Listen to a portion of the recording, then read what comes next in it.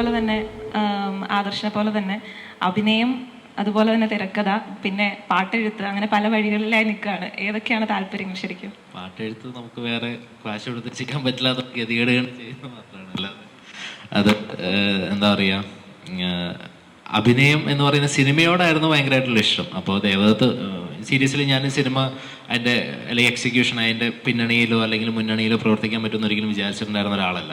Cinema കാണാനായിട്ട് ഭയങ്കര ഇഷ്ടമായിരുന്നു.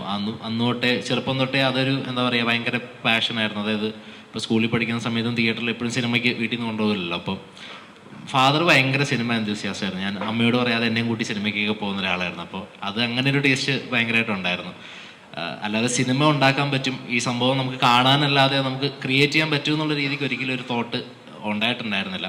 അത് ദേവദത്ത് അന്ന് പറഞ്ഞപ്പോൾ അഭിനയിക്കാന്ന് പറഞ്ഞപ്പോൾ ഞാനും നോക്കാം എന്നൊക്കെ പറഞ്ഞ് അങ്ങനെ രീതിക്ക് തുടങ്ങിയതാണ്. പക്ഷേ ഈ പ്രോസസ്സിൻ്റെ അകത്തായിട്ട് വരുമ്പോൾ നമ്മൾ പണ്ട് സിനിമകൾ കാണുന്ന സമയത്ത് അത് കൊള്ളില്ല, അത് ഇങ്ങനെയായിരുന്നു, ഈ കഥ ഇങ്ങനെയാക്കിയായിരുന്നു നന്നായിരുന്നു എന്നുള്ള ചിന്തകൾ എപ്പോഴും ഉണ്ട്. അപ്പോൾ നമ്മൾ ഇതിൻ്റെ സ്ക്രിപ്റ്റ് ഡിസ്കസ് ചെയ്യുമ്പോഴും, ചെറുതാണ് ഇപ്പോൾ ധാരാവിയുടെ സ്ക്രിപ്റ്റ് ഡിസ്കസ് ചെയ്യുമ്പോഴും, അത് കഴിഞ്ഞിട്ട് ചെയ്തിട്ടുണ്ട് കനേഡിയൻ ബ്ലാക്ക്, പേരൊക്കെ വെറും മാസമാണ്. അപ്പോൾ അത് ചെയ്യുന്ന സമയത്ത് ഇതൊക്കെ നമുക്ക് ചെറിയ രീതിയിൽ നമുക്ക് ചെയ്യാൻ പറ്റുന്ന കാര്യങ്ങളാണെങ്കിലും പക്ഷേ പ്രോസസ്സ് നമ്മൾ ഭയങ്കരമായിട്ട് എൻജോയ് ചെയ്യുന്നുണ്ട്. അഭിനയം ഉണ്ടായിരുന്നെങ്കിൽ പോലും എനിക്ക് കുറച്ചും കൂടെ എന്താ പറയുക മനസ്സിനോട് കുറച്ചും കൂടെ ചേർന്ന് നിൽക്കുന്നത് ആ ഐഡിയ ക്രിയേഷൻ അല്ലെങ്കിൽ ആ എഴുത്തെന്ന് പറയുന്ന ക്യാരക്ടേഴ്സ് അല്ലെങ്കിൽ പല രീതിയിലുള്ള മനുഷ്യന്മാരുടെ എന്താ പറയുക ഇമോഷൻസ് അല്ലെങ്കിൽ അവരുടെ മാനറിസംസ്, അതിലൊക്കെ കുറച്ചും കൂടെ അതിൽ കുറച്ച് ട്രിപ്പ് ചെയ്യാനായിട്ടാണ് എനിക്ക് താല്പര്യം കൂടുതൽ. അഭിനയം എന്ന് പറയുന്നത് നമുക്ക് ഒന്ന് ബിഹേവ് ഒക്കെ ചെയ്യാനായിട്ട് പറ്റും, പക്ഷേ അതിനോട് താല്പര്യം കുറവൊന്നുമില്ല. അത് ബേസിക്കലി ഏതൊരു മനുഷ്യനെ പോലെ സിനിമയിൽ അഭിനയിക്കണം എന്നുള്ളതുകൊണ്ട് ചെയ്യുന്നു. പക്ഷേ നമുക്കറിയാവുന്ന രീതിക്കുള്ള കുറച്ച് ലോജിക്കും സിനിമയെക്കുറിച്ചുള്ള കുറച്ചുള്ള ഒരു അറിവുകളും വെച്ചിട്ട് ചെയ്യാനായിട്ട് പറ്റുമെന്ന് ഭയങ്കര കോൺഫിഡൻ്റ് ആണ്. അതുകൊണ്ട് കാതലൊക്കെ അഭിനയിച്ചത്. പക്ഷേ ഇപ്പം കുറച്ചും കൂടെ റിയലൈസ് ചെയ്യുന്ന എഴുത്ത് തന്നെയാണ് കുറച്ചും കൂടെ എന്താ പറയുക മനസ്സിനോട് ചേർന്ന് നിൽക്കുന്നതും ഞാൻ കൂടുതൽ എൻജോയ് ചെയ്യുന്ന പ്രോസസ്സ് അതാണ്. അപ്പോൾ അത് ഞാൻ കുറച്ച് മുമ്പ് വർക്ക് ചെയ്യുന്നുണ്ടായിരുന്നു. അപ്പോൾ ഈ ലാസ്റ്റ് ഈ പേപ്പർ ഇടുന്നതിന് തൊട്ട് മുമ്പ് ഭയങ്കര സ്റ്റേബിളായിട്ടുള്ള ഈ കോവിഡ് സമയത്ത് ഞാൻ റിസൈൻ ചെയ്തത്. അപ്പോൾ ആ സമയത്ത് ഇത് ഞാൻ ഓർക്കണ്ട, ലൈക്ക് MD-യുടെ ക്യാബിൻ്റെ പുറത്ത് അത്യാവശ്യം തെറ്റില്ലാത്ത ക്യാമ്പസിൽ നിന്ന് പ്ലേസ്മെൻറ്റ് കിട്ടിയത്. അപ്പം വീട്ടുകാരെല്ലാവരും ഇങ്ങനെ നിൽക്കുന്നു, ജോലിക്ക് ഇനി കല്യാണം എപ്പോഴാന്ന് ചോദിച്ചുകൊണ്ടിരിക്കുന്ന മൊമെൻറ്റിലാണ് ഞാൻ മറ്റേ കോവിഡ് സമയത്ത് രാജിവെക്കാൻ തീരുമാനിക്കുന്നത്. അപ്പോൾ വീട്ടുകാർ പ്രത്യേകിച്ചൊന്നും പറഞ്ഞില്ല. അപ്പോൾ ഞാൻ MD-യുടെ ഇതിട്ട് പുറത്ത് നിൽക്കുന്ന സമയത്ത് നമ്മൾ സിനിമയിലെ കാണുന്ന പോലെ എന്താണ് നിൻ്റെ റിയൽ പാഷൻ എന്നൊക്കെ പറയുന്ന മറ്റേ ക്ലീഷ സീനുകളൊക്കെ ഇങ്ങനെ തലയിൽ ഇങ്ങനെ ഓടുന്നുണ്ട്. പാഷന് പുറകെ പോകണം, ഇത് നമ്മൾ ജോലി കളയണം, നമ്മൾ പാഷൻ പുറകെ പോയി വിജയിക്കുക. അപ്പോൾ അന്നേരം ഞാൻ ആലോചിച്ചു, ഞാൻ എന്നോട് തന്നെ കള്ളം പറയുകയാണോ, ശരിക്കും എനിക്ക് അങ്ങനെ പാഷൻ ഉണ്ടോ എന്ന് ആലോചിച്ച സമയത്ത് എനിക്കതുണ്ടെന്ന് എനിക്ക് മനസ്സിൽ ഫസ്റ്റ് അന്നേരം സ്ട്രൈക്ക് ചെയ്തൊരു സംഭവം എന്താണെന്ന് വെച്ച് കഴിഞ്ഞാൽ ഞാനിങ്ങനെ ആലോചിച്ചു റീവൈൻഡ് ചെയ്ത്. അപ്പോൾ ഇപ്പം ഞങ്ങൾ താമസിക്കുന്ന വീടിൻ്റെ ഇന്ന് ഞാൻ ഓർക്കുന്നുണ്ട്, നല്ല വാർക്ക നടക്കുന്ന സമയം ഭയങ്കര ഞാനെന്നാ 5-ലോ 6-ലോ അല്ല 4 എന്തോ സംതിങ്ങാണ് പഠിക്കുന്നത്. അപ്പോൾ വീട്ടിലെ വാർക്ക നടക്കുന്നുണ്ട്. അപ്പോൾ ആ സമയത്താണ് ഇന്ദ്രപ്രസ്ഥം മറ്റേ മമ്മൂട്ടിയുടെ സിനിമയുടെ CD ഒക്കെ കിട്ടിയിട്ട് നമ്മൾ CD ഇട്ട് കാണുന്നുണ്ട്. ഞാനത് 2 മണിയൊക്കെ കണ്ട് അത് കഴിഞ്ഞിട്ട് ഈ വാർക്കയ്ക്ക് പോകുന്നതിന് പകരമായിട്ട് ഞാൻ അവിടെ വീട്ടിൽ തന്നെ ഇരുന്നിട്ട് വീടിൻ്റെ അടുത്തുള്ളൊരു ചേട്ടനോട് ഇന്ദ്രപ്രസ്ഥം കിട്ടിയിട്ടുണ്ട്, അപ്പോൾ പുള്ളിക്ക് TV ഇല്ല, അപ്പോൾ വീട്ടിലൊന്ന് കാണാൻ എപ്പോഴെങ്കിലും പറ്റുമെങ്കിൽ പറയട്ടേടാ. അപ്പോൾ പുള്ളി അന്നേരം വന്നു. അപ്പോൾ വീട്ടിലാരൊക്കെ വാർക്കയ്ക്ക് പോകാനായിട്ട് തുടങ്ങുകയാണ്. ഞാൻ പക്ഷേ എന്തോ കള്ളമൊക്കെ പറഞ്ഞിട്ട് വന്നില്ല എന്ന് പറഞ്ഞിട്ട് പുള്ളീനെ സിനിമ ഞങ്ങൾ 2 തവണ കണ്ട സിനിമയാണ്. പുള്ളീനെ സിനിമ കാണിച്ച് പുള്ളിയുടെ മുഖത്തുള്ള സന്തോഷം കാണാനായിട്ട് ഞാൻ അവിടെ തന്നെ ഇരുന്നു. അതെനിക്ക് ഭയങ്കര കിക്കായിരുന്നു. ഇന്ന് ഞാൻ ഓർക്കുന്നുണ്ട്. വീട്ടുകാരും അവിടെ ഉള്ളവരൊക്കെ പറഞ്ഞു നീ എന്താണ് വീടിൻ്റെ വാർക്കയ്ക്ക് പോകാത്തതെന്നൊക്കെ ചോദിച്ചു. ഞാൻ കൊച്ചാണ്, അതുകൊണ്ട് അവരത് കാര്യമാക്കുന്നില്ല, ഞാൻ അവിടെ പോയിട്ടൊന്നും ചെയ്യാനൊന്നുമില്ല. പക്ഷേ അതിലുപരിയായിട്ട് എനിക്ക് ഞാൻ ആ പുള്ളിയുടെ മുഖത്തുള്ള സന്തോഷം കാണാനായിട്ട് ഞാൻ ആഗ്രഹിച്ചു. അല്ലെങ്കിൽ ആ സന്തോഷം എന്നെ സന്തോഷവാനാക്കി എന്ന് പറയുന്ന റിയലൈസേഷനാണ് എനിക്ക് ഈ പറയുന്ന എഴുത്തിൻ്റെ ഒരു ഭംഗി അല്ലെങ്കിൽ എഴുത്തിൽ എനിക്ക് എന്തെങ്കിലും ചെയ്യാൻ പറ്റും എന്നുള്ള രീതിക്കുള്ള റിയലൈസേഷൻ തന്നത്. ഞാൻ അതോർത്തിട്ടാണ് നേരെ പേപ്പർ ഇട്ടതും അവിടെ നിന്ന് റിസൈൻ ചെയ്തത്. അതാണ്, അല്ലാതെ ഇങ്ങനെ ഒരു ഡെലിബറേറ്റ് ആയിട്ടുള്ള ഒരു അറ്റംപ്റ്റോ അല്ലെങ്കിൽ നേരത്തെ കാലേക്കുട്ടി പ്ലാൻ ചെയ്ത രീതിക്കുള്ള ഒരു വിഷൻ്റെ പുറകെ പോയതൊന്നുമല്ല. വളരെ ആക്സിഡൻ്റലി സംഭവിച്ചതാണ്. പക്ഷേ പുറകോട്ട് തിരിഞ്ഞു നോക്കുമ്പോൾ സിനിമയാണ് ഞാൻ ഏറ്റവും കൂടുതൽ ജീവിതത്തിൽ സ്നേഹിച്ചിട്ടുണ്ടായിരുന്നതെന്ന് തിരിച്ചറിഞ്ഞു എന്നുള്ളതാണ് എൻ്റെ അവസ്ഥ. കാതലല്ലേ ആദ്യമായി എഴുതിയിട്ടുണ്ടായിരുന്നത്? കാതലാണ് ഞാൻ ആദ്യമായിട്ട് എഴുതുന്നത്. പക്ഷേ നെയ്മറായിരുന്നു. ഇറങ്ങിയത് നെയ്മറാണ്. ഞങ്ങൾ ഒരുമിച്ച് എഴുതുന്ന ആദ്യത്തെ സ്ക്രിപ്റ്റും കാതലാണ്. അതെ, കാതൽ ഈ പറയുന്ന ഓഡിയൻസിന്റെ മുഖത്തെ എക്സ്പ്രഷൻ കണ്ടപ്പോൾ തിയേറ്ററിൽ ഒരുമിച്ച് കണ്ടപ്പോൾ അത് എന്താ പറയാ, ഇപ്പൊ നെയ്മർ ഇറങ്ങിയ സമയത്താണെങ്കിൽ ഇപ്പൊ ഞാൻ ജോലി രാജിവെച്ചു, സെറ്റിൽ ആയില്ല എന്നൊക്കെ പറയുന്ന ഇതുണ്ടായിരുന്നു. അപ്പോൾ കാതൽ നമ്മൾ കുറേ തവണ കണ്ടിട്ടുണ്ട്. അപ്പോൾ ഇമോഷണൽ ആയിട്ടുണ്ട്. നമ്മളത് ഷൂട്ടിങ്ങിന്റെ സമയത്ത് മമ്മൂക്കയുടെയും അല്ലെങ്കിൽ ജ്യോതികയുടെ ഒക്കെ പെർഫോമൻസ് ഉണ്ട്, ഭയങ്കര ഇമോഷണൽ ആയിട്ടുണ്ട്. കാതലിന്റെ എന്താ പറയുക പ്രിവ്യൂവിന് നമ്മളെല്ലാവരെയൊക്കെ കയറ്റിയിരുത്തുന്നു. അപ്പോൾ ഞാൻ ബേസിലായിട്ടിൻ്റെ ഇപ്പോൾ ഒരു പടം ചെയ്യുന്നുണ്ട്. അപ്പോൾ പുള്ളി വന്നിട്ടുണ്ടായിരുന്നു. അപ്പോൾ അതിൻ്റെ ടെൻഷൻ നമ്മളിങ്ങനെ ഭയങ്കര ഹറിബറിയിൽ ഓടി നടന്നിട്ട് എല്ലാവരും കയറ്റി എല്ലാവർക്കും സീറ്റൊക്കെ കിട്ടിയോ എന്നുള്ള ടെൻഷനിൽ വന്നിട്ട് 5 മിനിറ്റ് കഴിഞ്ഞിട്ടും കണ്ടാണ് ഞാൻ വന്നിരിക്കുന്നത്. അപ്പം നിലത്ത് തറയിലിരിക്കുന്നത്, എല്ലാവരും തറയിലിരുന്നൊക്കെ തന്നെ കാണുന്നത്, ആദർശമൊക്കെ തറയിലിരുന്ന് കണ്ടത്. അപ്പം ഞാൻ കുറച്ച് ഫ്രണ്ടിലായിരിക്കണേ. അപ്പോൾ കാതൽ ഇങ്ങനെ പോയി ഫസ്റ്റ് ഹാഫ് കഴിയുന്നു, എല്ലാവരും നല്ല അഭിപ്രായമൊക്കെ പറയുന്നു. അപ്പോൾ എൻ്റെ വീട്ടുകാർ ഇതെങ്ങനെയായിരിക്കും ഈ സബ്ജക്റ്റിന് എടുക്കാൻ പോകുന്നതെന്ന് എനിക്ക് ഭയങ്കര ക്യൂരിയസ് ആയിരുന്നു. പേടിയൊന്നും ഉണ്ടായിരുന്നില്ല. കാരണം അവർ എല്ലാ രീതിയിലും ഓപ്പൺ മൈൻഡഡ് ആയിട്ട് എൻ്റെ അടുത്ത്, ഇപ്പോൾ അവർക്ക് ഇത് ഉൾക്കൊള്ളാൻ പറ്റില്ലെങ്കിലും പോലും അവർക്ക് ആ ഒരു ഗ്രഡ്ജ് എന്ന് വെച്ചാൽ അല്ലെങ്കിൽ ഇത് എന്തുകൊണ്ട് ചെയ്തു എന്നൊരു ക്വസ്റ്റ്യനിങ് ഒന്നും ഉണ്ടാവില്ല എന്ന് ഉറപ്പായിരുന്നു. പക്ഷേ കാതൽ ഇപ്പം നിങ്ങൾക്ക് അറിയാവുന്ന പോലെ ഈ ഫാദർ കോർട്ടിലേക്ക് വരുന്ന ഒരു സീനുണ്ടല്ലോ, ആ സീൻ എത്തിയ സമയത്ത് ഞാൻ സിനിമ തുടങ്ങിയ സമയത്ത് തൊട്ട് ഞാൻ എൻ്റെ പേരൻസ് എവിടെ ഇരിക്കണേ നോക്കണം. ഞാൻ അവരെ കണ്ടില്ല. പിന്നെ ഇൻ്റർവ്യൂ സമയത്ത് വന്ന് നോക്കിയപ്പോൾ ഞാനത് മറന്നുപോയി. അപ്പോൾ ഇങ്ങനെ ഞാൻ ചുറ്റും നോക്കുന്നുണ്ട്. ഈ സമയത്ത് എല്ലാവരും ഇങ്ങനെ ചാഞ്ഞിരിക്കുന്ന സമയത്ത് ഈ കോർട്ടിലേക്ക് ഈ ഫാദർ വരുന്ന സീനിൽ ഈ എൻ്റെ ഫാദറിനെ എനിക്കൊരു ഡയഗണലായിട്ട് കാണാം. പുള്ളി മാത്രം ഇങ്ങനെ ഫ്രണ്ടിലേക്ക് എറിയുന്ന ഇങ്ങനെ സിനിമ കാണുന്നൊരു ഞാനത് ഇങ്ങനെ സൈഡിൽ കാണും. എൻ്റെ ലിറ്ററലി ഞാനതുവരെ സിനിമയിൽ എന്താണ് ആൾക്കാരുടെ അസുഖം എൻ്റെ കണ്ണ് ശരിക്കും നിറഞ്ഞുപോയി. പുള്ളി അത്രയ്ക്ക് ഇന്നായിട്ടിരുന്ന് കാണുന്നുണ്ട്. പടം ഇറങ്ങി കഴിഞ്ഞിട്ട് എനിക്ക് നേരെ ഒന്ന് ഷെയ്ക്കാൻ്റെ വന്നു. എൻ്റെ ജീവിതത്തിൽ എനിക്ക് ഫാദറെ ഏറ്റവും ആദ്യമായിട്ട് തരുന്നൊരു ഷെയ്ക്കാൻ്റെ അതാണ്. അപ്പോൾ എനിക്ക് അതായത് ഇപ്പം അതിൻ്റെ അകത്ത് സിനിമയിൽ പറയുന്ന ഡയലോഗുണ്ട്, അതായത് ജ്യോതിക പറയുന്നുണ്ട്, അതായത് തന്നോളം പോകുന്ന മക്കളോട് അപ്പന്മാര് ലൈക്ക് പ്രായമാകുമ്പോൾ നമ്മൾ അങ്ങോട്ടും ഇങ്ങോട്ടും അങ്ങനെ വലിയ സംസാരമൊന്നും ഉണ്ടാവില്ല. മറ്റേ ബിഗ് ബി മൂണായിരിക്കുമല്ലോ അച്ഛനും അമ്മയെന്ന്. എന്താണ് കടയിൽ പോകുന്നുണ്ടോ? പൈസ വേണോ? ഓക്കെ എന്നൊക്കെ പറയും. പോക്കറ്റിലുണ്ട് എടുത്തോ എന്നൊക്കെ പറയുന്നത് അങ്ങനത്തെ ചെറിയ കോൺവെർസേഷൻസ് മാത്രമേ ഉണ്ടാവുള്ളൂ. എൻ്റെ അടുത്ത് ഷെയ്ക്കാൻ വന്നിട്ട് പറഞ്ഞു ഭയങ്കര നന്നായിട്ട് ചെയ്തിട്ടുണ്ട്, ഇത് വേറെ ലെവലാണെന്ന് പറഞ്ഞു. അപ്പോൾ ഇതെന്ത് ബാസ അച്ഛൻ സംസാരിക്കുന്നതെന്ന് പറഞ്ഞ് ഞാൻ കേട്ടു. പക്ഷേ എനിക്ക് ഭയങ്കര സന്തോഷമായിരുന്നു. അതാണ് എന്താ പറയുക, സിനിമ അല്ലെങ്കിൽ ഒരു ഐഡിയയുടെ മാജിക്, ഒരു സ്റ്റോറിയുടെ മാജിക് എന്ന് പറയുന്നത് നമുക്ക് എത്രത്തോളം അല്ലെങ്കിൽ ഒരു ഐഡിയ എത്രത്തോളം ട്രാവൽ ചെയ്യുമെന്ന് എപ്പോഴും ജീവചേട്ടൻ പറയുന്നുണ്ട്. ഇപ്പോൾ ജീവിതത്തിൽ നമ്മൾ ഒരിക്കലും ആലോചിച്ചിട്ടില്ല സൂര്യനെയൊക്കെ നേരിട്ട് കാണാൻ പറ്റും എന്നുള്ളത്. അതൊരു ഐഡിയയുടെ പവറാണ്, വേറെ ഒന്നുമില്ല. നമ്മളൊന്നും ഓഫ്കോഴ്സ് ജീവചേട്ടനോടൊരു അഡ്മിറേഷൻ ഉണ്ടാവുമായിരിക്കും. പക്ഷെ നമ്മുടെ ഒന്നും ആളിനേക്കാളും നമ്മൾ കൊടുക്കുന്ന പ്രൊഡക്റ്റിനാണ് എപ്പോഴും നമുക്ക് വാല്യൂ കിട്ടുന്നത്. അല്ലെങ്കിൽ ഐഡിയ എന്ന് പറയുന്ന സംഭവം ലോകത്തിൻ്റെ ഏതറ്റത്ത് വരെ നമ്മളെ കൊണ്ട് എത്തിക്കാൻ ഭയങ്കര പവർഫുള്ളാണ് എന്നുള്ളതാണ്. ആ തിരിച്ചറിവിലാണ് ഈ എഴുത്തെന്ന് പറയുന്നതിനോട് കൂടുതൽ ക്ലോസ് ആയിട്ടിരിക്കുന്നത്. ആദർശ് മുൻപ് പറഞ്ഞു സ്വപ്നത്തിൽ പോലും വിചാരിച്ചിട്ടുണ്ടായിരുന്നില്ല മമ്മൂക്കയോടൊപ്പം ഒരു സിനിമ അല്ലെങ്കിൽ അടുത്ത് നിൽക്കാൻ പറ്റുമെന്ന് പോലും. പക്ഷെ നിങ്ങൾ ഭയങ്കരമായി ആഗ്രഹിച്ച് പറഞ്ഞിരുന്നു എന്ന് കേട്ടിട്ടുണ്ട്. അതായത് ഞാൻ മമ്മൂക്കയോടൊപ്പമായിരുന്നു, നീ എന്താടാ വൈകിയെന്ന് ചോദിക്കുമ്പോൾ ഞാൻ മമ്മൂക്കയോടൊപ്പം ആയിരുന്നടാ, ഞങ്ങൾ സിനിമാ ചർച്ചയിലായിരുന്നു എന്നൊക്കെ തമാശയ്ക്ക് പറഞ്ഞിരുന്ന ഒരു കാലം ഉണ്ടായിരുന്നല്ലോ. ഞങ്ങൾ ഈ ലിഫ്റ്റിലൊക്കെ കയറുമ്പേ ഒരു കാലത്ത് ഇപ്പൊ സിനിമയിലൊന്നും എത്തിപ്പെട്ടിട്ടില്ല. അപ്പൊ അന്ന് എപ്പോഴും നമുക്ക് സിനിമയെ കുറിച്ചാണ് ചർച്ചകളും പരിപാടികളും. അപ്പൊ ഞാനും ഇവനൊക്കെ മറ്റവന്മാരെ കൂടെ ലിഫ്റ്റിൽ കയറുമ്പോ ഏതെങ്കിലും അറിയില്ലാത്ത ഒരാൾ വരും. അപ്പൊ നമ്മൾ നേരെ നമ്പർ ഇടും, എടാ മമ്മൂക്ക് വിളിച്ചാ നിന്നെ? വിളിച്ച് വൈകുന്നേരം പനമ്പള്ളിക്കാരൻ്റെ വീട്ടിലേക്ക് എല്ലാം പറഞ്ഞു. ഇയാൾ എന്നും വൈകുന്നേരം വിളിക്കുന്നത്, എന്താ ചെയ്യണേ? നീ ഇപ്പൊ വൈകുന്നേരം പോയിട്ട് വൈകുന്നേരം തിരിച്ചു വരില്ല? ഞാൻ ലാലേട്ടൻ്റെ അടുത്തുണ്ടാവും, അപ്പുറം മരടിലെ ലാലേട്ടൻ്റെ വീട്ടിലുണ്ടാവും. നീ ഇപ്പൊ വിളിച്ച് നേരെ വന്നോട്ടോ, ഇനിയിപ്പോ ഇവർ രണ്ടുപേരും കൂടി വിളിച്ചു കഴിഞ്ഞാൽ എന്താ ചെയ്യണേ? ഇങ്ങനത്തെ തള്ളുകള് ഒരു സമയത്തുണ്ടായിരുന്നു. അത് റിയാലിറ്റി ആയി എന്നുള്ളതാണ്. ഇപ്പോ ഞാനും ദേവത്തും കൂടെ പണ്ട് എവിടെയോ ഒരു പരിപാടി കഴിഞ്ഞിട്ട് വന്ന വഴിക്ക് കാറിലിരുന്ന് ഞങ്ങളുടെ ഇൻസ്റ്റാഗ്രാമിൽ കിടക്കുന്നുണ്ട് ആ വീഡിയോ. കാറിലിരുന്നിട്ട് റെക്കോർഡ് ചെയ്യുക. അപ്പോൾ ആ സിനിമയിൽ ഞാൻ സ്ക്രിപ്റ്റ് എഴുതുന്നു, ദേവദത്ത് ഡയറക്റ്റ് ചെയ്യുന്നു, ആ സിനിമ മമ്മൂക്ക നായകനാവുന്നു, ദുൽഖർ സൽമാൻ അതിൽ ഗസ്റ്റ് റോൾ ചെയ്യുന്നു.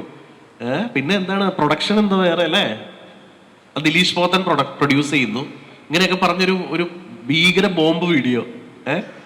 അത് വീഡിയോ അതായത് ഞങ്ങൾ അതിൻ്റെ അനൗൺസ്മെന്റ്, ആ സിനിമ ഞങ്ങൾ ലൈവ് വീഡിയോയിൽ വന്നിട്ട് അനൗൺസ് ചെയ്യുന്നത്, ഞങ്ങൾ ആക്ട് ചെയ്ത് അതിൻ്റെ ഒരു പറഞ്ഞ എക്സാജറേഷൻ ആയി പോകും. പക്ഷെ എന്നാലും ഒരു 1.5-2 മണിക്കൂറോളം വേണമെങ്കിൽ ഇതേപോലെ സംസാരിച്ച് കണ്ടിന്യൂസ്ലി കാറിലൊക്കെ ഇപ്പോൾ നമ്മൾ കോതമംഗലത്ത് നിന്ന് എറണാകുളത്തേക്കൊക്കെ എന്തെങ്കിലും പരിപാടിക്ക് പോവുകയാണെങ്കിൽ വണ്ടി കയറുമ്പോൾ തൊട്ട് ഓട്ടോമാറ്റിക്കലി അതിനകത്തേക്ക് ഇന്നാവും. പിന്നെ അതിനകത്ത് വേറെ ഒരു സംസാരവും വേറെ ഒന്നുമില്ല. അത്രയും ചില ദിവസം കിളി പോയ സന്ദർഭങ്ങളുണ്ട്. അതായത് ഇത് സംസാരിച്ച് നമ്മളിതിന്റെ ഒറിജിനൽ ഇതിലേക്ക് പോയിട്ട് ഇടയിടെ മതി നിർത്ത്, കാരണം ഇനി തിരിച്ച് നമ്മുടെ റിയാലിറ്റിയിലേക്ക് വരുമ്പോൾ നമ്മളിപ്പോഴും ഒന്നും ആയിട്ടില്ല. അപ്പോൾ ആ റിയാലിറ്റിയിലേക്ക് തിരിച്ചു വരണം എന്ന് പറഞ്ഞാൽ ഇടയ്ക്ക് ബ്രേക്ക് ചെയ്യും. പിന്നെ നേരത്തെ ചോദിച്ച പോലെ ഞാൻ എൻ്റെ ലൈഫിൽ ഏറ്റവും കൂടുതൽ സ്വപ്നം കണ്ടേക്കുന്ന ആള് മമ്മൂക്കയാണ്. ഏറ്റവും കൂടുതൽ ഞാൻ എൻ്റെ ഇവന്മാരോടൊക്കെ ഞാൻ എപ്പോഴും പറയും, അതായത് ഞാൻ ഇന്നലെ മമ്മൂക്കനെ സ്വപ്നം കണ്ടു, മമ്മൂക്ക എന്നെ അവിടെ എൻ്റെ സ്ഥലത്ത് ഇങ്ങനെ ഒരു ലൊക്കേഷനിൽ ഞാൻ പാസ് ചെയ്തു. ഞാൻ ഏതോ ഒരു കുറേ കാലം മുമ്പ് ഒരു നീല ഷർട്ട് മമ്മൂക്ക ഇട്ടിട്ട് ഏതോ സിനിമയിൽ അഭിനയിക്കണം. ഒരു ബസ് സ്റ്റാൻഡാണ്. അപ്പോൾ ബസ് സ്റ്റാൻഡിൽ കൂടെ ഞാനിങ്ങനെ അവിടെ ഷൂട്ട് കിടക്കുന്നുണ്ട്, ഞാനപ്പോൾ ഇങ്ങനെ പോകുന്നുണ്ട്, ഞാനപ്പോൾ ഇങ്ങനെ എത്തി നോക്കുന്നുണ്ട്. ഇങ്ങേരെ എന്നെ വിളിച്ചു, ആ സ്വപ്നത്തിൽ ഇങ്ങേരെ എന്നെ വിളിച്ചിട്ട് അടുത്ത് വിളിച്ചിട്ട് എൻ്റെ തോളത്ത് കൈയൊക്കെ വെച്ച് സംസാരിക്കുന്നു. ആ മമ്മൂക്ക കാതലിൽ എൻ്റെ തോളത്ത് കൈ വെച്ച് നിന്ന് സംസാരിച്ച സന്ദർഭം ഉണ്ടായിട്ടുണ്ട്.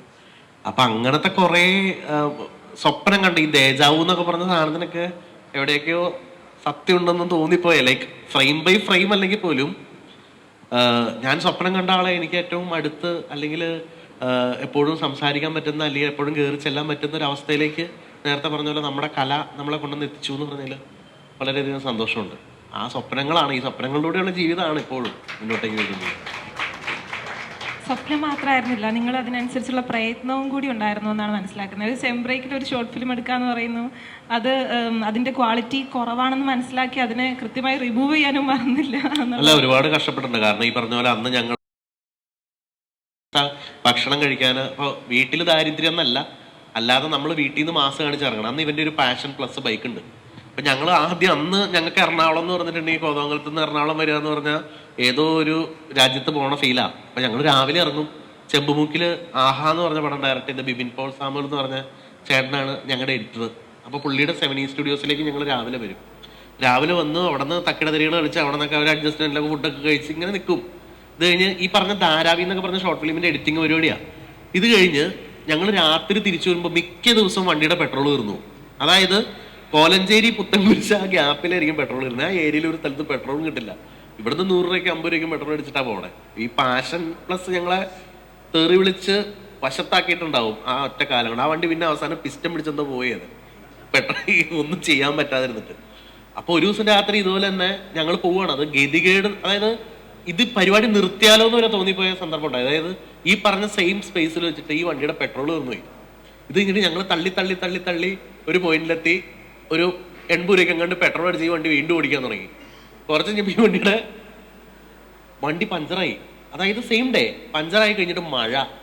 ഈ മഴയത്ത് ഞങ്ങൾ തള്ളി ഒരു കയറ്റത്തിലുള്ളൊരു വീട്ടിൽ രാത്രി 1 മണി കഴിഞ്ഞ സമയത്ത് ആ ചേട്ടൻ്റെ മറ്റേ വീടിന്റെ വിൻഡോയിൽ കൂടെ പോയി കൈ തട്ടി അയാൾ ഇറങ്ങി വന്ന് പഞ്ചർ ഒട്ടിച്ച് തിരിച്ചു വന്ന സന്ദർഭങ്ങളായിരുന്നു ഞങ്ങളുടെ ആദ്യകാല പോസ്റ്റ് പ്രൊഡക്ഷൻ സാഹചര്യങ്ങൾ എന്ന് പറഞ്ഞാൽ. അപ്പോൾ ഇതൊക്കെ പഴയ സിനിമാക്കാർ പറയുന്ന പോലത്തെ വലിയ വലിയ അനുഭവങ്ങളൊന്നും ഞങ്ങൾക്കില്ല. ഞങ്ങളുടെ അനുഭവങ്ങൾ ഇതൊക്കെയാണ്. ഈ പറഞ്ഞ പോലെ ഏതെങ്കിലും സെറ്റിൽ പോയിട്ട് നോക്കി നിൽക്കുക. അപ്പോൾ പണ്ടൊക്കെ ഓഡീഷനൊക്കെ വന്നിട്ട് ഞാൻ ഒരുപാട് സിനിമയുടെ ഓഡീഷൻസിനൊക്കെ പോയിട്ടുണ്ട്. ഓഡീഷൻ കഴിഞ്ഞിട്ട് അപ്പോൾ ആരെങ്കിലുമൊക്കെ സിനിമയിൽ അറിയണവരുണ്ടാവും. അപ്പോൾ ഏതോ ഒരു സിനിമയുടെ കുഞ്ചാക്കോ ബോബന്റെ വള്ളിയും തെറ്റി പുള്ളിയും തെറ്റി എന്ന് പറഞ്ഞൊരു പടത്തിന്റെ ഓഡീഷൻ വന്നിട്ട്, സിനിമയാണ് നമുക്കെല്ലാം. അപ്പോൾ വന്ന് നിന്നു. അപ്പോൾ 600 ചില്ലാൻ ആൾക്കാരാണ് ഓഡീഷൻ നിൽക്കണേ. പിന്നെ 4-5 പേർക്കും കാണാണ് സെലക്ഷനുള്ളൂ. അപ്പൊ എനിക്ക് എന്തായാലും ഉറപ്പാ 4-ൽ ഒരാൾ ഞാനാവില്ല എന്ന് എനിക്ക് 100% ഉറപ്പായിരുന്നു. കാരണം എനിക്ക് കിട്ടിയേക്കണ നമ്പർ 463 നമ്പർ. അപ്പൊ ഞാൻ അവിടെ ചെന്ന് അന്വേഷിച്ചപ്പോൾ പറഞ്ഞു ഇത് ഓൾറെഡി സെലക്ട് ആയിട്ടുണ്ട്. അപ്പൊ ഞാൻ പറഞ്ഞു ഓക്കെ, എനിക്ക് ഇന്ന് സിനിമയായിട്ട് ബന്ധപ്പെട്ട എന്തെങ്കിലും വേണം. അപ്പോഴാണ് ഫോർട്ട് കൊച്ചിയിൽ ആക്ഷൻ ഹീറോ വിജു എന്ന് പറഞ്ഞ സിനിമയുടെ ഷൂട്ട് നടക്കുന്നത്. അവിടുത്തെ അതിന്റെ അസോസിയേറ്റ് എന്ന് പറഞ്ഞ ഒരു ഡിസ്റ്റന്റ് റിലേറ്റീവാണ്. അപ്പൊ ഞാൻ എൻ്റെ ഈ പറഞ്ഞ ഏബിളും ഞാനും ഉണ്ട്, നേരത്തെ പറഞ്ഞ നമ്മുടെ സുഹൃത്തുണ്ട്. ഞാൻ ഇവനെ വിളിച്ച് ഞങ്ങളവിടെ പോയി നിവിൻ പോളിനെയൊക്കെ കണ്ട് ആ സെറ്റിൽ നിന്ന് ഒരു ചായ കുടിച്ച് വന്നപ്പോൾ ഞങ്ങൾക്ക് സമാധാനമായി. ഏത് ആ ഓഡീഷനൊന്നും ഞങ്ങൾക്ക് പ്രശ്നമല്ല. സിനിമ എന്തെങ്കിലും പരിപാടി കിട്ടി. ഇതുപോലെ തന്നെ 9ാം ക്ലാസ്സിൽ പഠിക്കുമ്പോഴാണ് 9-ലാണോ 10-ലാണോ ഞാൻ ഓർക്കണില്ല, മമ്മൂക്കയുടെ ബാല്യകാല സഖി എന്ന് പറഞ്ഞൊരു പടം ഇറങ്ങിയിട്ടുണ്ടായിരുന്നു. ആ സിനിമയുടെ ഓഡീഷന് ഒരു മാതൃഭൂമിയിൽ ഒരു വാർത്ത വന്നു, ഇങ്ങനെ മമ്മൂട്ടിയുടെ ചെറുപ്പകാലം അഭിനയിക്കാനും അദ്ദേഹത്തിന്റെ കൂട്ടുകാരായിട്ട്. അപ്പൊ ഞാൻ പിറ്റേ ദിവസം മുതൽ മമ്മൂട്ടിയുടെ ചെറുപ്പകാലം ഞാൻ കണ്ണാടി കാണണേ. ഞാൻ ഓൾറെഡി ഇതായി. ഇത് കഴിഞ്ഞിട്ട് ഞാൻ ഇതിനെക്കുറിച്ച് നമുക്കൊന്നും അറിയാൻ പാടില്ല. ഈ കല്ലൂര് എന്തോ ഒരു അഡ്രസ്സ് മാത്രം ഇതിൽ കൊടുത്തുള്ളൂ. അപ്പൊ ഞാൻ ഹരികൃഷ്ണൻ എടുത്ത് പറഞ്ഞാൽ നമുക്ക് ഓഡീഷൻ ഉണ്ട് പോയാലോ എന്ന് ചോദിച്ചു. അപ്പോഴും എറണാകുളം എന്ന് പറഞ്ഞാൽ എൻ്റെ ഓർമ്മയിൽ ഒരു പ്രാവശ്യം അച്ഛൻ്റെ അമ്മയുടെ കൂടെ എന്തോ വന്നിട്ടുള്ളൂ, പിന്നെ അറിയാൻ മേല. അവിടെ നിന്ന് രാവിലെ വണ്ടി കയറുന്നു, ഇവിടെ വരുന്നു. ഇവിടെ വന്നപ്പോൾ ഒരു മുറുക്കാങ്കട പോലത്തെ ഒരു റൂം, അവിടെ ചെന്നു. ചേട്ടാ ഓഡീഷന് വന്നാ. എന്താ ഓഡീഷൻ? ഇല്ല, ഇങ്ങനെ മമ്മൂട്ടിയുടെ സിനിമയുടെ ഓഡീഷൻ വന്നാ, ബാല്യകാല സഖി. എൻ്റെ മോനെ, അതൊരു ഫോട്ടോ എടുത്ത് നിങ്ങൾ ആ പറഞ്ഞ അഡ്രസ്സിൽ ഇങ്ങോട്ട് അയച്ചാൽ പോരെ, നിങ്ങൾ എന്തിനാ ഇങ്ങോട്ട് വന്നേന്ന് ചോദിച്ചു. അയ്യോ. എന്നിട്ട് പിന്നെ ഞങ്ങൾ അന്ന് വൈകുന്നേരം മറൈൻ ഡ്രൈവിലേക്കൊക്കെ ഇറങ്ങി വൈകുന്നേരം ഒരു സിനിമയൊക്കെ കണ്ട് തിരിച്ചു പോയി. എന്നിട്ട് കോതമംഗലത്ത് എന്നിട്ട് ഫോട്ടോ എടുത്തിട്ട് അയച്ചു. ഫോട്ടോ എടുത്തൊരു കോമഡി ഫോട്ടോയാ. ആ ഫോട്ടോ എടുത്ത് അയച്ച് അന്ന് രാത്രി ഞാൻ ഉറങ്ങിയത് മമ്മൂട്ടിയുടെ ചെറുപ്പം ചെയ്യണ സ്വപ്നം കണ്ടട്ടാ. പടം വന്നുപോയി. ഇതുപോലെ നമുക്കായിട്ടുള്ള വേറൊരു കണക്ഷൻ, ഞങ്ങൾ ഈ ലാസ്റ്റ് ഷോർട്ട് ഫിലിം എൻ്റെ സ്വന്തം കാര്യം എന്നുള്ള ഷോർട്ട് ഫിലിം ചെയ്ത് അപ്പം അതിന് ക്യാമറ ചെയ്ത് നമ്മുടെ ലോഹിത് സാറിൻ്റെ മകനാണ് ഹരികൃഷ്ണൻ ലോഹിതദാസ്. ഞങ്ങളിതുപോലെ അന്ന് ആലുവ മാഞ്ഞൂരാൻ ടൂറിസ്റ്റ് ഹോമിൽ റൂമൊക്കെ എടുത്തിട്ട് അതിൻ്റെ നമ്മൾ സ്വയം വിളിക്കുന്നത് സക്സസ് പാർട്ടി എന്നാണ്. അന്നത്തെ 350 വ്യൂ ആണ് അതിന് കിട്ടിയത്.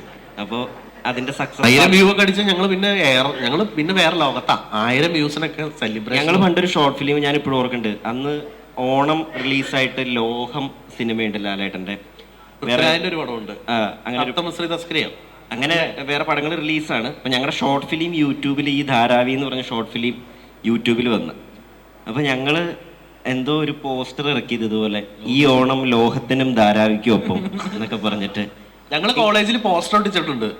3000 വ്യൂസ്, 3000+ വ്യൂസ്. എല്ലാ ഷോർട്ട് ഫിലിമിനും പ്രിവ്യൂ ഉണ്ടാവും. നമ്മുടെ സെമിനാർ ഹാള് റിവ്യൂ ഷോ ഉണ്ടാവും, ഓഡിയോ ലോഞ്ച് ഉണ്ട്. ഓഡിയോ ലോഞ്ച് ഷോർട്ട് ഫിലിം വെക്കണം, എവിടെയെങ്കിലും കണ്ടിട്ടുണ്ടാവും. അത് മറ്റേ ഒരു പെൻഡ്രൈവിന്റെ വലിയ കട്ടൗട്ടൊക്കെ വെച്ചിട്ട് ഓഡിയോ ലോഞ്ച് ഒരു ഷോർട്ട് ഫിലിമിനൊക്കെ അന്നതൊക്കെ വലിയ കാര്യമായിരുന്നു. റിംഗ് ട്യൂൺ ആയിരുന്നു. നമ്മുടെ ഷോർട്ട് ഫിലിമിലെ പാട്ടുകളൊക്കെ റിംഗ് ട്യൂൺ ആയിട്ട് നമ്മൾ പറയും. അത് നല്ലൊരു പാട്ടുണ്ട്, അതൊന്ന് റിംഗ് ട്യൂൺ ആക്കാൻ പറ്റുമെങ്കിൽ ആക്കിയാൽ നല്ലതായിരിക്കും. നമ്മൾ അങ്ങോട്ട് തെണ്ട് ഒന്ന് റിംഗ് ട്യൂൺ ആക്കാവെന്ന് ചോദിച്ചിട്ട്, അതായത് അങ്ങനെയാണ് തരംഗമാവെന്ന് പറയും ധാരാവിയിലെ പാട്ട്. അതെ, അപ്പൊ ഇത് പറഞ്ഞു തന്നത് ഇതുപോലെ എൻ്റെ സ്വന്തം കാര്യത്തിന്റെ പരിപാടിക്ക് അന്ന് രാത്രി ഇതുപോലെ ഇരിക്കുമ്പോൾ ഈ ലോഹിത് സാറിന്റെ മകൻ മമ്മൂക്കയ്ക്ക് ഈ ഷോർട്ട് ഫിലിം അയച്ചു കൊടുത്ത് അദ്ദേഹം ക്യാമറ ചെയ്ത വർക്കാണെന്ന് കണ്ടു നോക്കണം എന്ന് പറഞ്ഞിട്ട്. അപ്പോൾ ആ ഒരു മൊമെന്റ് അന്ന് നമുക്ക് ഈ പറഞ്ഞ പോലെ ജസ്റ്റ് ഞങ്ങൾ ഷോർട്ട് ഫിലിം തന്നെ ചെയ്ത് നിൽക്കുന്നതാണ്. അന്ന് ഇതുപോലെ ഇടയ്ക്ക് ഇങ്ങനെ ഹരിയേട്ടൻ ഫോണിൽ സ്ക്രീൻ ഇങ്ങനെ നമുക്ക് കാണിച്ചു തന്നു, ഇത് ആരുടെ റിപ്ലൈ ആണ് നോക്കുന്നത്. അപ്പം ഞങ്ങളുടെ ഷോർട്ട് ഫിലിമിന് നന്നായി എന്ന് പറഞ്ഞിട്ട് മമ്മൂക്കയുടെ ഒരു റിപ്ലൈ കിട്ടിയിരുന്നു. അത് ആ സമയത്ത് അന്ന് ഞങ്ങളത് പടക്കം പൊട്ടിച്ച് ആഘോഷിച്ചു. ഈ പുലിമുരുകൻ എന്ന് പറഞ്ഞ സിനിമ ഷൂട്ട് കിടക്കുക കോതമംഗലത്ത്. അപ്പൊ ഞാനും ഇവനും ഏബിൾ എന്ന് പറഞ്ഞ നമ്മുടെ സുഹൃത്തും കൂടെ ലാലേട്ടനെ കാണാനായിട്ട്, അപ്പൊ എനിക്ക് അന്നേ കുറെ അവിടെ ഇവിടെ തെണ്ടി തിരിഞ്ഞിട്ടുള്ള പ്രൊഡക്ഷൻ മാനേജർമാരായിട്ടുള്ള കണക്ഷനൊക്കെ ഉണ്ട്. അപ്പൊ ഞാൻ രാജാവന്മാരുടെ മുമ്പിൽ ലാലേട്ടനെ കാണണം പോവാം എന്ന് പറഞ്ഞിട്ട് ഞാൻ ഒരു ദിവസം ഞാൻ എൻ്റെ കോളേജിൽ പിള്ളേരെ കൊണ്ട് പോയി ഷൈൻ ചെയ്യാൻ. അവിടെ ചെന്നു കയറ്റി വിട്ടില്ല. ഞാൻ പറഞ്ഞു അതെ കുറെ പ്രശ്നങ്ങളൊക്കെയാണെന്നൊക്കെ പറഞ്ഞു ഞാൻ.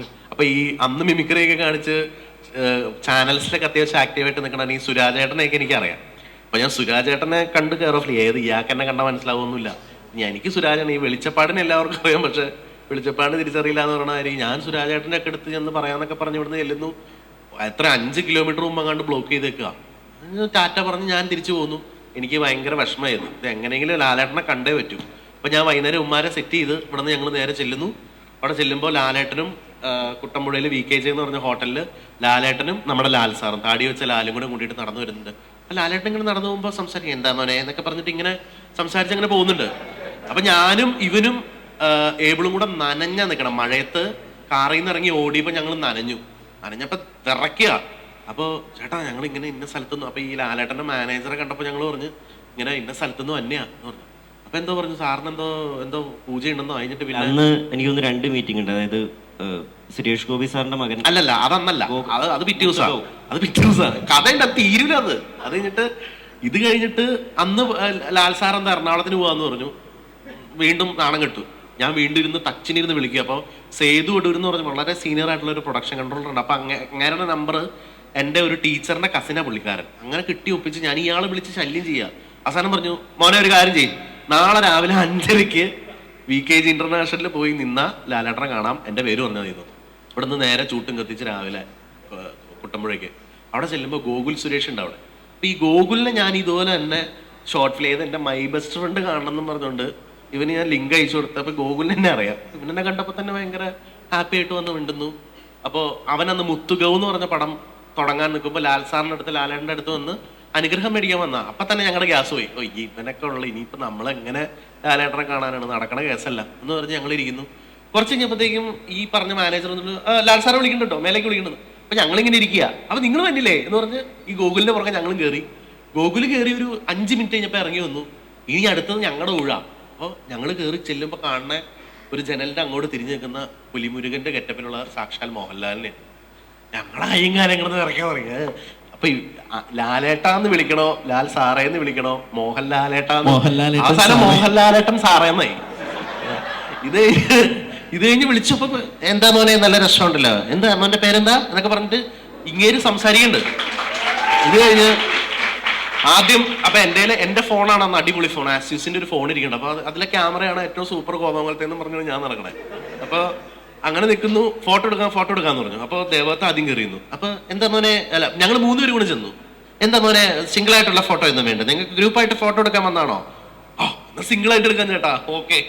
ആദ്യം പോയി ഇവൻ നിൽക്കുന്നു, പിന്നെ ഞാൻ നിൽക്കുന്നു, ഏബിള് നിൽക്കുന്നു, പിന്നെ ഞങ്ങൾ പിന്നെ ലാലേട്ടന്റെ തോളത്ത് കൈയിട്ട് നിൽക്കുന്നു. ഒരു ഭയങ്കര കിട്ടില്ല മൊമെന്റ്.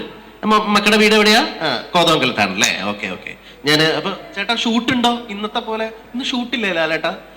ഇല്ല മോനെ, ഇന്ന് ഉച്ച കഴിയുമ്പോ എനിക്ക് എറണാകുളം വരെ ഒന്ന് പോകണം. Okay okay. എന്താ മക്കളെ എന്താ ചെയ്യുന്നേ? ഇങ്ങനെ MA കോളേജിലാണ് പഠിക്കണേ. ഞങ്ങൾ ഷോർട്ട് ഫിലിംസ് ഒക്കെ ചെയ്യാറുണ്ട് ലാലേട്ടാ എന്ന് ഇവൻ പറഞ്ഞു. ആണോ? ഏത് ഷോർട്ട് ഫിലിമാ മോൻ ചെയ്തേ എന്ന് ചോദിച്ചു. ലാലേട്ടൻ ഞങ്ങളുടെ ധാരാവി എന്ന് പറഞ്ഞ ഷോർട്ട് ഫിലിം ഇപ്പൊ യൂട്യൂബിൽ കിടക്കുന്നുണ്ട്. ആണോ? ധാരാവി എന്ന് യൂട്യൂബിൽ അടിച്ചു കൊടുത്താൽ കിട്ടുമോ? ലാലേട്ടൻ കാണോ? എന്താ മോനെ, ഞാൻ കണ്ടാ കുഴപ്പമുണ്ടോ? അല്ല, ലാലേട്ടൻ കാണുന്നുണ്ടെങ്കിൽ കുഴപ്പമൊന്നുമില്ല. Dharavi DHARVI Dharavi RAVI Dharavi. Okay മോനെ, ഞാൻ കാണാൻ കേട്ടോ. അപ്പൊ എല്ലാ ആശംസകളും എന്ന് പറഞ്ഞ് ലാലേട്ടൻ എന്നെ ഇറക്കി വിട്ടു. അദ്ദേഹം അത് കണ്ടോ ഇല്ലയോ എന്നൊന്നും അറിയില്ല. പക്ഷെ ഞങ്ങൾ വൈകുന്നേരം പോസ്റ്റ് ഇട്ടു, മോഹൻലാൽ ഇന്ന് വൈകിട്ട് ധാരാവി കാണുന്നു. ഭയങ്കര അടിപൊളി മൊമെന്റ് ആയിരുന്നു അത്.